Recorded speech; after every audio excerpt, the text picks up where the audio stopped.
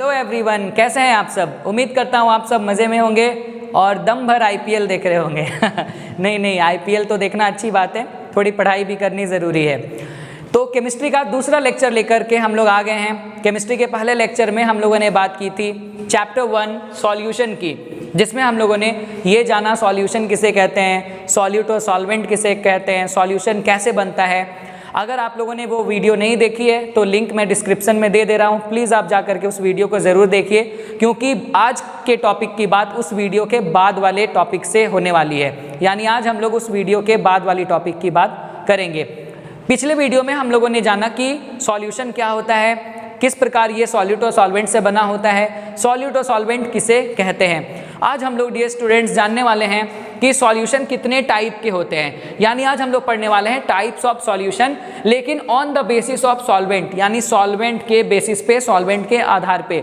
अब सॉल्यूट और सॉल्वेंट क्या होता है ये तो मैं पिछले वीडियो में ऑलरेडी बता चुका हूँ। तो अब मैं आपको बताने वाला हूँ कि सॉल्यूशन सॉल्वेंट के बेसिस पे 3 टाइप के होते हैं। जी हाँ, सॉल्वेंट के आधार पे सॉल्यूशन होते हैं 3 प्रकार के, जिसमें से फर्स्ट वाले सॉल्यूशन का नाम है सॉलिड सॉल्यूशन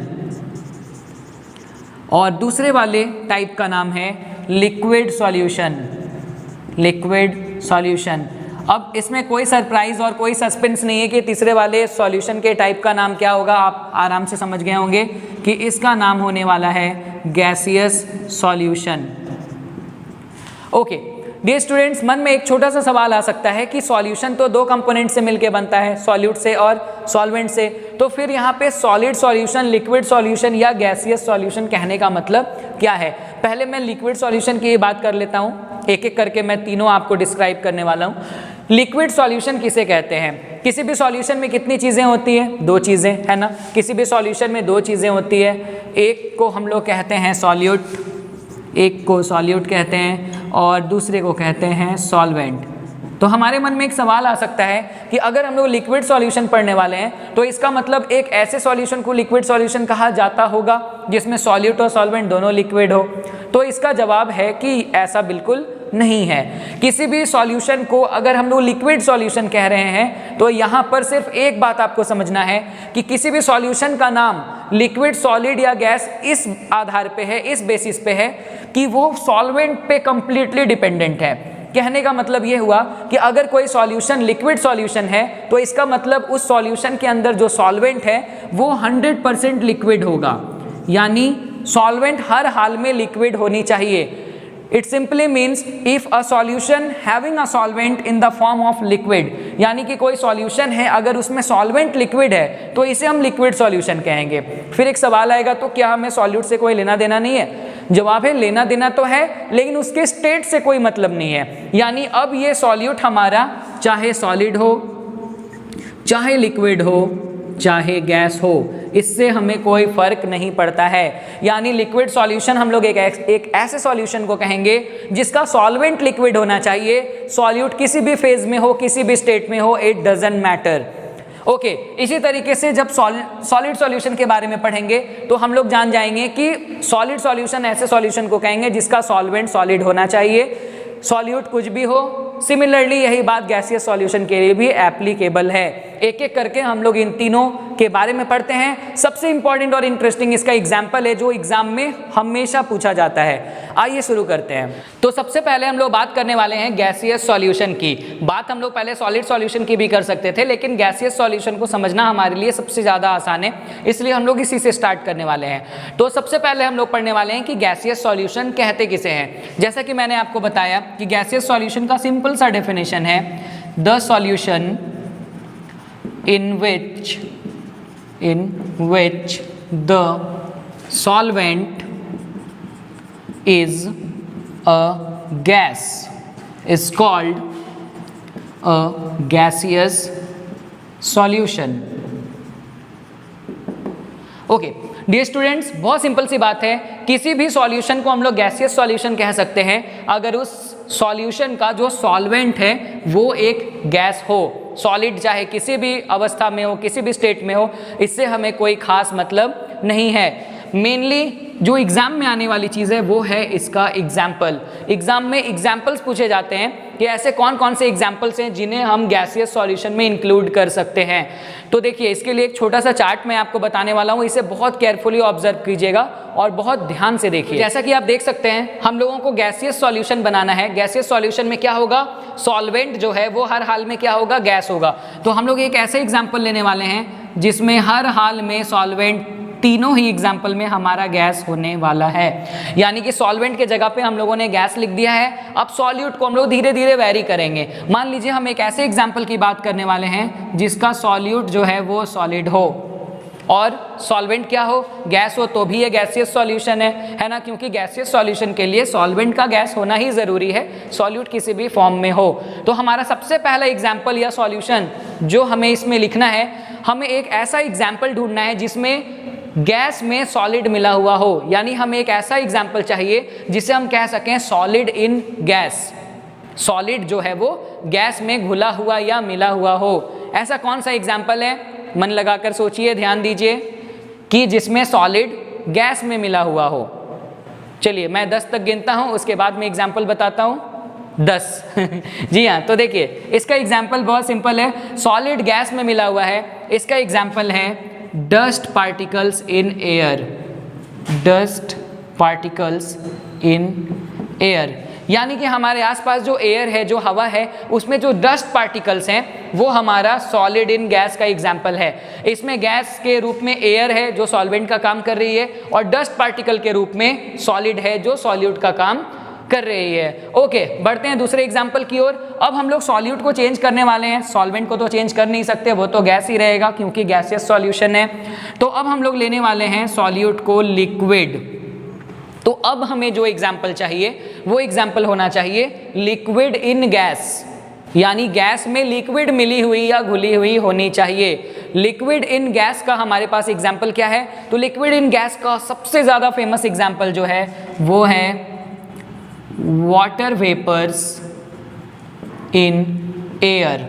यानी हवा में जो मौजूद वाटर वेपर्स होते हैं, वाटर वेपर्स लिक्विड के फॉर्म में होते हैं और एयर क्या है, गैस के फॉर्म में है। एक और एग्जाम्पल हम लोग लिख सकते हैं यहाँ पर, that is moisture in air. Okay, उम्मीद करता हूँ आपको ये दोनों एग्जाम्पल समझ में आया होगा। बढ़ते हैं तीसरे एग्जाम्पल की ओर, जिसमें हम लोगों ने एक बार सॉल्यूट को सॉलिड लिया, एक बार लिक्विड लिया। अब हम लोग सॉल्यूट को गैस के फॉर्म में रखने वाले हैं, तो गैस के फॉर्म में रखने वाले हैं। यानी कि अब हमें एक ऐसे सॉल्यूशन का एग्जाम्पल देना है जिसमें गैस ही गैस में मिला हुआ हो, यानी गैस इन गैस सॉल्यूशन। ठीक है, तो गैस इन गैस सॉल्यूशन का एग्जाम्पल हमारे पास क्या है, दुनिया भर के एग्जाम्पल्स भरे पड़े हैं इसके। सबसे पहला एग्जाम्पल हो सकता है O2 इन एयर, यानी हमारे हवा एयर में मौजूद ऑक्सीजन गैस। ये क्या है, ऑक्सीजन गैस जो है वो पूरे एयर के कंपैरिजन में तो कम अमाउंट में है, आपको पता ही है। पूरा एयर जो है 100% अगर उसको मान लिया जाए तो उसमें ऑक्सीजन की जो परसेंटेज होती है वो 21% होती है, आपने पढ़ी होगी ये बात। तो एयर जो है उसमें जो O2 है वो हमारा गैसियस सॉल्यूशन का एग्जाम्पल है जिसमें गैस इन गैस है। O2 एक गैस है जो एयर यानी गैस में मौजूद है। इसके अलावा आप CO2 इन एयर भी लिख सकते हो या कोई भी गैस को आप एयर में लिख सकते हो, ये इसके एग्जाम्पल का काम करेगी। आइए बढ़ते हैं दूसरे सॉल्यूशन की ओर। हम लोग समझते हैं लिक्विड सॉल्यूशन किसे कहते हैं। डेफिनेशन में पहले ही बता चुका हूं, लिक्विड सॉल्यूशन हम लोग एक ऐसे सॉल्यूशन को कहेंगे जिसका सॉल्वेंट जो है वो लिक्विड होगा, यानी सॉल्वेंट लिक्विड होगा, सॉल्यूट किसी भी फेज में एग्जिस्ट कर सकता है। तो एक बार फिर से हम लोग इसके एग्जाम्पल की ओर बढ़ेंगे। जैसा मैंने पहले बताया, लिक्विड सॉल्यूशन में सॉल्वेंट हर बार लिक्विड होगा, तो हम लोग इन तीनों बॉक्सेस में लिक्विड लिख देंगे क्योंकि हमारा सॉल्वेंट तो हर केस में लिक्विड ही रहने वाला है। और अब एक एक करके हम लोग सॉल्यूट को वेरी करेंगे, यानी पहले एग्जाम्पल में हम लोग सॉल्यूट को लेने वाले हैं सॉलिड। अब हमें एक ऐसे एग्जाम्पल की तलाश है, एक ऐसा एग्जाम्पल देना है जिसमें सॉलिड लिक्विड में घुला हुआ हो, यानी सॉलिड इन लिक्विड सॉल्यूशन। इसके भी बहुत सारे एग्जाम्पल्स है दुनिया में। सॉलिड इन लिक्विड का सबसे बेस्ट एग्जाम्पल है salt in water, salt in water. इसमें सॉल्ट जो है वो सॉलिड है और वाटर जो है वो लिक्विड के फॉर्म में है, तो ये एग्जाम्पल हो गया सॉल्ट इन वाटर। लेकिन केमिस्ट्री में सॉल्ट इन वाटर को हम लोग सॉल्ट सॉल्यूशन लिख सकते हैं, इसलिए मैं इसे सॉल्ट सॉल्यूशन लिख रहा हूँ। इसके अलावा आप शुगर सॉल्यूशन भी लिख सकते हो, शुगर सॉल्यूशन भी इसका एग्जाम्पल हो सकता है। अब बढ़ते हैं दूसरे एग्जाम्पल की ओर। इसमें हमारा सॉल्यूट जो है वो लिक्विड होगा और हमें चाहिए लिक्विड इन लिक्विड सॉल्यूशन का example. Liquid in liquid solution का एग्जाम्पल हमारे आस पड़ोस में काफ़ी भरा हुआ है, शराबियों की पहली पसंद है ये, आप जानते हैं। और ये एग्जाम्पल कुछ और नहीं बल्कि है इथेनॉल इन वाटर, यानी वाटर में इथेनॉल को मिक्स कर देना। हालांकि इथेनॉल का मतलब सिर्फ शराब या वाइन नहीं होता, इथेनॉल एक मल्टीपर्पज़ केमिकल है जो बहुत सारी चीज़ों में यूज़ होती है, लेकिन लोगों ने ऐसी अवधारणा बना रखी है सोसाइटी में कि अल्कोहल और इथेनॉल का मतलब मानो शराब ही होता हो। ऐसा बिल्कुल नहीं है। एनीवेज एग्जाम्पल तो यहाँ पे बिल्कुल ये फिट बैठ रहा है। लिक्विड इन लिक्विड का एग्जाम्पल है इथेनॉल इन वाटर। बढ़ते हैं आखिरी एग्जाम्पल की ओर जो कि है गैस इन लिक्विड का, यानी अब जो हमें एग्जाम्पल देना है वो गैस इन लिक्विड का देना है। लिक्विड में गैस मिली हुई या घुली हुई होनी चाहिए। इसका एग्जाम्पल हम अपने डेली लाइफ में बहुत बार यूज़ करते हैं। बहुत बार हम लोगों ने कोल्ड ड्रिंक्स पी है तो हमें ये एग्जाम्पल कोल्ड ड्रिंक्स और सॉफ्ट ड्रिंक्स में देखने को मिलती है कि ये एग्जाम्पल है CO2 इन कोल्ड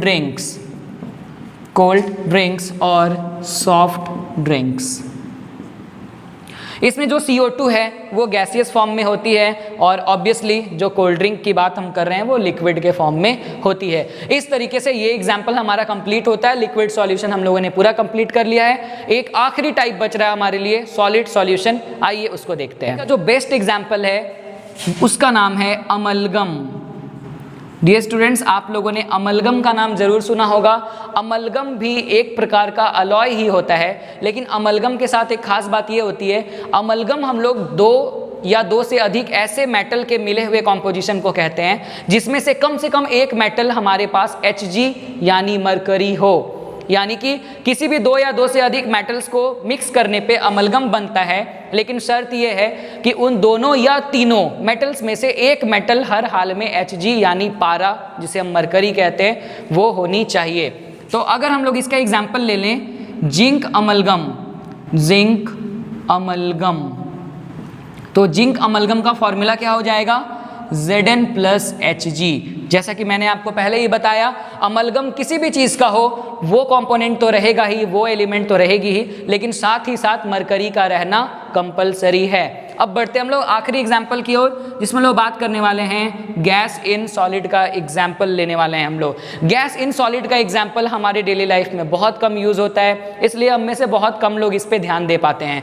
यानी example should be gas in solid, solid के अंदर गैस होनी चाहिए। ऐसा कोई बेस्ट एग्जाम्पल दुनिया में है नहीं, लेकिन जो इस एग्जाम्पल के सबसे ज़्यादा करीब है वो है H2 इन मिनरल्स जिसे हम खनिज कहते हैं। जब माइनिंग करके ज़मीन के अंदर से मिनरल्स को निकाले जाते हैं तो मोस्टली बहुत सारे मिनरल्स में से H2 गैस रिलीज होती है। यहाँ पे जो मिनरल्स होते हैं वो सॉलिड के फॉर्म में होते हैं और जो H2 यानी हाइड्रोजन है वो गैस के फॉर्म में होती है। इस तरीके से इसका एग्जाम्पल H2 इन मिनरल्स हो जाता है। इसका एक और एग्जाम्पल H2 इन पैलेडियम भी है। पैलेडियम नाम के मेटल को जब निकाला जाता है H2 इन PD यानी पैलेडियम H2 नाम के गैस के साथ वो मिक्स होता है। जब पैलेडियम को निकाला जाता है, एक्सट्रैक्ट किया जाता है उसे, तो इससे भी H2 गैस रिलीज होती है। उम्मीद करता हूँ आपको ये एग्जाम्पल समझ में आया होगा। आज की वीडियो में हम लोगों ने बात की टाइप्स ऑफ सॉल्यूशन की। अगले वीडियो से हम लोग सॉल्यूशन के मेन टॉपिक्स को कवर करेंगे, यानी कंसंट्रेशन को कवर करने वाले हैं। हम लोग पढ़ने वाले हैं number of moles, mass percent, volume percent, molality, normality, ppm, इन सारे टॉपिक्स को हम लोग कवर करने वाले हैं और अगली वीडियो में वन शॉट में इन सारे टॉपिक्स को कवर करूंगा। आप लोग इसी प्रकार चैनल पे हमारा सपोर्ट बनाए रखिए। आप लोगों का बहुत बहुत धन्यवाद, आप लोगों ने हमारे चैनल को इतना सपोर्ट किया है। जाते जाते हमेशा की तरह एक ही बात कहना चाहूँगा, चैनल को लाइक करें, सब्सक्राइब करें और अपने आसपास के दोस्तों के साथ शेयर करें। Thank you.